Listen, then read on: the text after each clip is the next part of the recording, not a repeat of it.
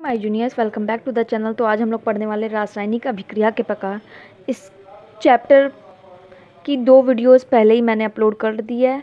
Chapter 1 chemistry name से एक playlist आपको मिल जाएगी, उसमें आप जाके वो दोनों वीडियोस भी देख सकते हो अगर नहीं देखी है तो रासायनिक अभिक्रिया के प्रकार। तो पहले हमने रासायनिक अभिक्रिया तो जान लिया था, अब प्रकार उसके, तो उसमें हम मेन क्या है, क्लास 10 के लेवल पे 5 हमें दिए गए हैं प्रकार। तो 5 जो कौन कौन से हैं, तो हम डायरेक्ट समझते भी जाते हैं।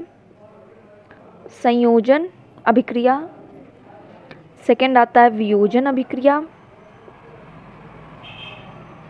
थर्ड आता है हमारा विस्थापन अभिक्रिया, फिर आता है हमारा चौथा द्विविस्थापन अभिक्रिया,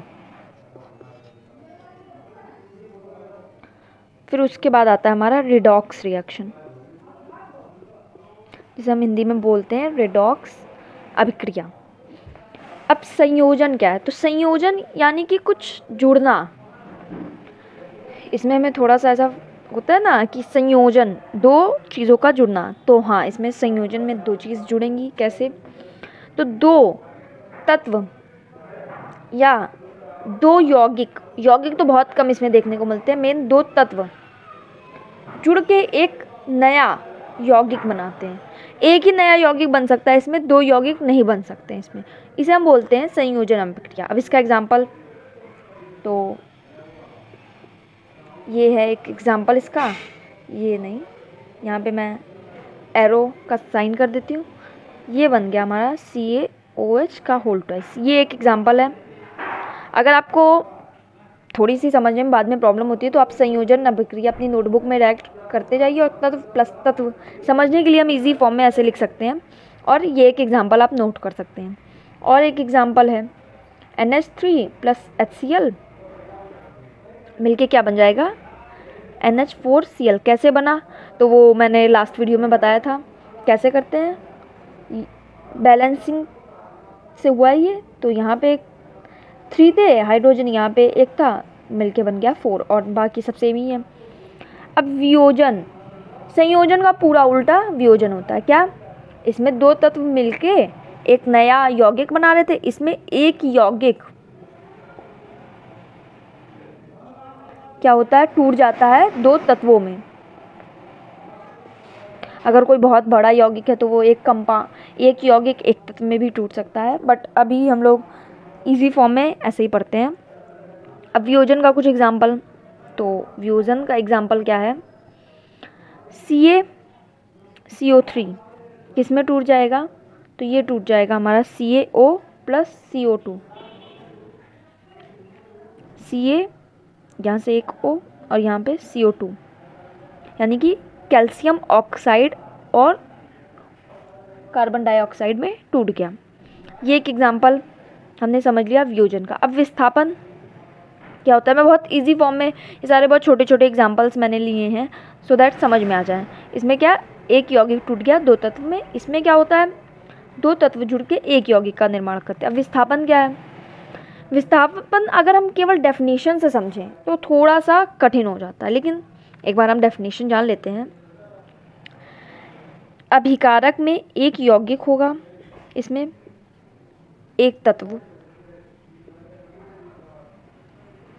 मैं इजी फॉर्म में बिल्कुल जो फॉर्म में लिख सकती हूँ वो लिख दे रही हूँ ताकि अच्छे से समझ में आए। एक यौगिक एक तत्व होगा। अब यौगिक हम जानते हैं 2, कम से कम 2 सब तत्व से मिलकर बना होता है। वो तत्व ये 2 होंगे, मैं मान लेती हूँ। ये एक तत्व इससे जाके रिएक्ट करेगा और ये एक तत्व जो है वो अलग हो जाएगा। तो यहाँ पे अगेन हमें एक यौगिक मिल जाएगा और एक तत्व मिल जाएगा। अब इसका एग्जाम्पल से ही ये ज़्यादा समझ में आएगा। तो इसका example CuSO4 plus Zn zinc. अब ये जो है और ये है, ये मेनली कह सकते हैं ये तो 3 का है, बट इसको हम नॉर्मल SO4 को 1 मानते हैं नेगेटिव में। तो ये SO4 किससे, बिकॉज ये पॉजिटिव है, ये नेगेटिव है, ये पॉजिटिव है, नहीं मैंने गलत बोल दिया, ये पॉजिटिव होता है, ये SO4 नेगेटिव होता है। तो ये पॉजिटिव इस नेगेटिव से हमेशा, क्योंकि पॉजिटिव नेगेटिव आयन ही जुड़ते हैं, तो हमारा क्या बन जाएगा, ZnSO4 प्लस Cu। ये एग्जाम्पल हो गया विस्थापन अभिक्रिया का। द्विविस्थापन क्या होगा? तो द्विविस्थापन में दो, यहाँ पे एक यौगिक एक तत्व था, यहाँ पे दोनों यौगिक होंगे, यौगिक प्लस यौगिक, और दो यौगिक बनाएंगे। कैसे? ये मैंने मान लिया ये पॉजिटिव है, ये नेगेटिव, ये पॉजिटिव, ये नेगेटिव। अब पॉजिटिव नेगेटिव से जाके मिल जाएगा और ये नेगेटिव ये जाके पॉजिटिव से मिल जाएगा। तो यहाँ पे बन जाएंगे अगेन एक यौगिक प्लस यौगिक, बस यहाँ पे पॉजिटिव वाला नेगेटिव से मिल जाएगा, ये पॉजिटिव इस नेगेटिव से मिल जाएगा। तो इसका एग्जाम्पल क्या होगा? इसका एग्जाम्पल हो सकता है AgNO3। मैं थोड़ा सा यहाँ पे रफ कर देती हूँ। AgNO3 प्लस NaCl, ये पॉजिटिव ये नेगेटिव, ये पॉजिटिव ये नेगेटिव कह सकते हैं हम। अब ये क्या बन जाएगा? तो पॉजिटिव नेगेटिव से मिल जाएगा, यानी AgCl प्लस ये पॉजिटिव इस नेगेटिव से मिल जाएगा, NaNO3 का निर्माण हो गया। अब यहाँ पे क्या हुआ? दो तत्वों का विस्थापन हुआ, हम कह सकते हैं। तो इसे हम बोलते हैं द्विविस्थापन, और जहाँ पे एक तत्व का विस्थापन होता है वहाँ पे हम बोलते हैं विस्थापन। अब बचा हमारा लास्ट रिडॉक्स रिएक्शन, जो कि अभी तो पूरा बोर्ड बिल्कुल मिक्स हो गया है सब कुछ, तो लाइन से नोट करते जाएं तो ज़्यादा इजी होगा। अभी तो कुछ इधर उधर ना ही देखें तो समझ में आएगा। रिडॉक्स रिएक्शन को मैं अलग से समझाती हूँ, बिकॉज रिडॉक्स रिएक्शन डबल, जैसे द्विविस्थापन था उससे भी ये थोड़ा आगे ही है। तो ये देख लेते हैं अब हम। रिडॉक्स रिएक्शन अभिक्रिया, ऐसे तो रेडॉक्स भी बोल देते हैं, लेकिन कहीं कहीं पर आपको उपचयन अपचयन अभिक्रिया भी मिल जाएगा। तो उपचयन को हम लोग बोलते हैं ऑक्सीडेशन इंग्लिश में। ऑक्सीडेशन से हमें क्लियर हो जाएगा कि कुछ ऑक्सीजन जुड़ रहा है कहीं, या फिर ऑक्सीजन से ही कुछ रिलेटेड है। तो यस, इसमें क्या होता है कि ऑक्सीजन किसी में मिलता है। तो एक एग्जांपल हम देख लेते हैं, Fe प्लस O2 Fe2O3। यहाँ पे क्या हो रहा है? ऑक्सीजन Fe से जुड़ा है, यानी कि ऑक्सीडेशन पहला इसमें होता है पॉइंट, या तो ऑक्सीजन जुड़े, ऑक्सीजन का जुड़ना, और सेकंड होता है हाइड्रोजन का हटना, या फिर कह सकते हैं रिमूवल ऑफ हाइड्रोजन। तो या तो किसी प्रक्रिया में जब हाइड्रोजन जुड़ जाए, या तो हाइड्रोजन निकल जाए, हाइड्रोजन हट जाए, सॉरी मैंने गलत बोल दिया, हाइड्रोजन हट जाए, निकल जाए, ऑक्सीजन जुड़ जाए, तो उसे हम बोलते हैं उपचयन की प्रक्रिया, यानी कि ऑक्सीडेशन। अब रिडक्शन यानी कि अपचयन क्या होता है? सेम उल्टा कर देंगे जब हम, और इन दोनों प्रक्रियाओं को मिला के बनता है रिडॉक्स अभिक्रिया। अपचयन में क्या कर देंगे? सेम उल्टा, जैसे कि इसमें ऑक्सीजन जुड़ा था तो इसमें ऑक्सीजन का हटना,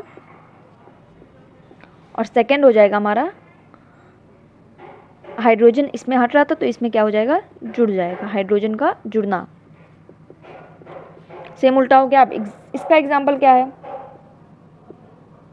तो इसका एग्जाम्पल मैंने पहले का ही एक एग्जाम्पल ले लिया है।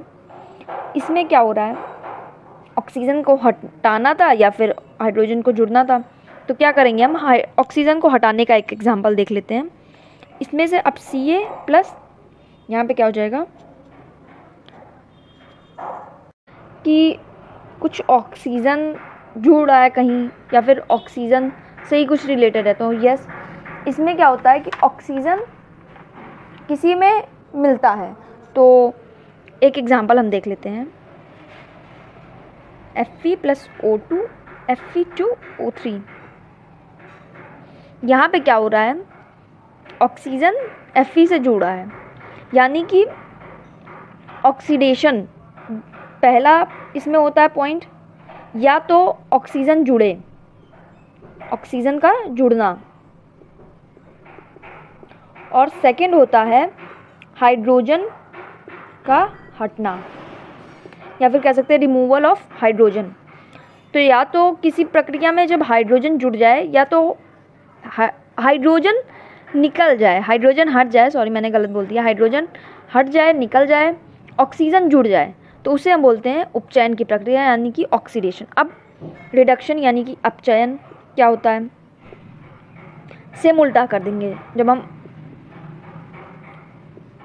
और इन दोनों प्रक्रियाओं को मिला के बनता है रिडॉक्स अभिक्रिया। अपचयन में क्या कर देंगे, सेम उल्टा, जैसे कि इसमें ऑक्सीजन जुड़ा था तो इसमें ऑक्सीजन का हटना, और सेकंड हो जाएगा हमारा हाइड्रोजन इसमें हट रहा था तो इसमें क्या हो जाएगा, जुड़ जाएगा, हाइड्रोजन का जुड़ना, सेम उल्टा हो गया। अब इसका एग्जाम्पल क्या है, तो इसका एग्जाम्पल मैंने पहले का ही एक एग्जाम्पल ले लिया है।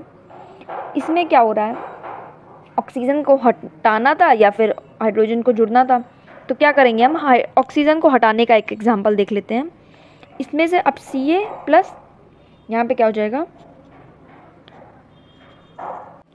CO2 प्लस Mg क्या बन जाएगा, 2MgO प्लस C। अब यहाँ पे क्या हो रहा है, ऑक्सीजन का हटना ही तो चाहिए था अपचयन में, यहाँ पे क्या है, ऑक्सीजन हट जा रहा है, दूसरे में जुड़ जा रहा है। ये एग्जाम्पल थोड़ा सा कॉम्प्लेक्स में आ जा रहा है, लेकिन इसे कह सकते हैं एग्जाम्पल, क्योंकि यहाँ पे ऑक्सीडेशन भी हो रहा है, किसका, तो इसका हो रहा है, तो इसको रिडॉक्स रिएक्शन का फुल एग्जाम्पल जिसमें उपचयन अपचयन दोनों हो उसे भी कह सकते हैं और केवल अपचयन भी बोल सकते हैं। तो रिडॉक्स रिएक्शन का जब उपचयन और अपचयन दोनों एक में ही करके हमें एग्जाम्पल देना हो तो ये एक एग्जाम्पल है, और एक दो एग्जाम्पल होते हैं बट ठीक है, एक एग्जाम्पल बहुत है। अब रासायनिक अभिक्रिया के प्रकार, जो हमने पांचों प्रकार तो पढ़ लिए, लेकिन एक पॉइंट बचता है जो इन सब के वर्क हैं, क्योंकि कुछ वर्क भी तो होते हैं ना। तो रिडॉक्स रिएक्शन का केवल हम ये पढ़ेंगे कि इसके इफ़ेक्ट क्या होते हैं हमारी नॉर्मल लाइफ पे, उपचयन का क्या इफ़ेक्ट है, अपचयन का क्या इफ़ेक्ट है। तो उपचयन का इफ़ेक्ट हम मेन पढ़ते हैं। तो पहला होता है हमारा कोरोजन, यानी कि जंग लगना कह सकते हैं हम इसे, जो लोहे में जंग लगती है। और दूसरा होता है रेंसिडिटी, जो खाने वाले खाद्य पदार्थ होते हैं उनका जो खराब होना होता है वो रेंसिडिटी कहलाता है। तो कोरोजन किसकी वजह से होता है, जंग लगता है किसकी वजह से, तो अभी तक तो हम ये जानते थे कि हाँ कोरोजन जंग लगना कुछ होता है, और इसको कोरोजन का एग्जांपल होता है रस्टिंग ऑफ आयरन, जो कि है जंग लगना, उसकी हिंदी है, ना कि कोरोजन की। तो जंग लगना यानी कि कुछ ऑक्सीजन के साथ रिएक्शन हो रहा है, तो ये एक रिएक्शन जो है वो इम्पोर्टेंट हो जाता है यहाँ पे।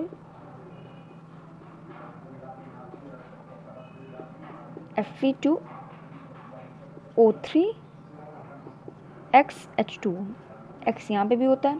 ये एक रिएक्शन यू कैन लर्न, वैसे बहुत इंपॉर्टेंट तो नहीं है, लेकिन ये जो है ये हाइड्रेटेड आयरन है, यानी कि जंग लगने के बाद का आयरन जो बन के मिलता है हमें, ये होता है वो। जब हम नॉर्मल बारिश के मौसम में देखते हैं कुछ बाहर गेट्स जो होते हैं लोहे के, वो ऐसे हो जाते हैं, ख़राब होने लगते हैं थोड़े, तो इससे बचाने का क्या उपाय है, तो हम पेंट कर देते हैं। नॉर्मल यही होता है कि हर ईयर या फिर कुछ टाइम बाद हमें पेंट करना पड़ता है, तो पेंट एक एग्जांपल हो जाता है इसका। अब रेंसिडिटी क्या है, तो खाने का सामान जब ऑक्सीजन, जब कहीं हमने पैकेट खुला छोड़ दिया, कुछ चिप्स खाई हमने, पैकेट खुला छोड़ दिया और इसमें ऑक्सीजन से अभिक्रिया करके ये चिप्स कुछ टाइम बाद मुलायम हो जाएगा, या फिर सही से क्रंची नहीं होगा, या फिर इसमें से कुछ कभी कभी होता है किसी चीज़ में तो गंध भी आने लगती है, तो उसे हम बोलते हैं रेंसिडिटी। अब रेंसिडिटी से बचाने का क्या उपाय है, तो BHA और BHT दो उपाय मेन हम पढ़ते हैं। अब ये क्या है, तो इसको बोलते हैं बुटिलेटेड हाइड्रोक्सी इनिसोल और इसको बोलते हैं बुटिलेटेड हाइड्रोक्सी टोलुइन, केवल ये चेंज है, इनिसोल इसको बोलते हैं हम टोलुइन, और बुटिलेटेड हाइड्रोक्सी दोनों में सेम है। ये एंटीऑक्सीडेंट्स होते हैं, या फिर हम चीज़ों को रेफ्रिजरेटर में रख सकते हैं, एयर टाइट कंटेनर में रख सकते हैं, या फिर धूप से बचा सकते हैं। ये दोनों क्या है, एंटीऑक्सीडेंट्स। जो कि जो इंडस्ट्रियल चीज़ों में इन 2 चीज़ों का यूज़ करते हैं। जैसे कि जो बाहर की चीज़ें आती हैं, चिप्स आते हैं, उन सब में इसका यूज़ होता है एज अ एंटीऑक्सीडेंट। तो आई होप रासायनिक अभिक्रिया के प्रकार में सब कुछ आपको समझ में आया हो। अगर कोई कन्फ्यूज़न हो तो कमेंट कर सकते हैं, और मिलते हैं नेक्स्ट वीडियो में। तब तक के लिए बाय बाय। और अगर वीडियो अच्छी लगी हो, समझ में आया हो, तो please like, share and subscribe कर देना। मिलते हैं नेक्स्ट वीडियो में। Take care.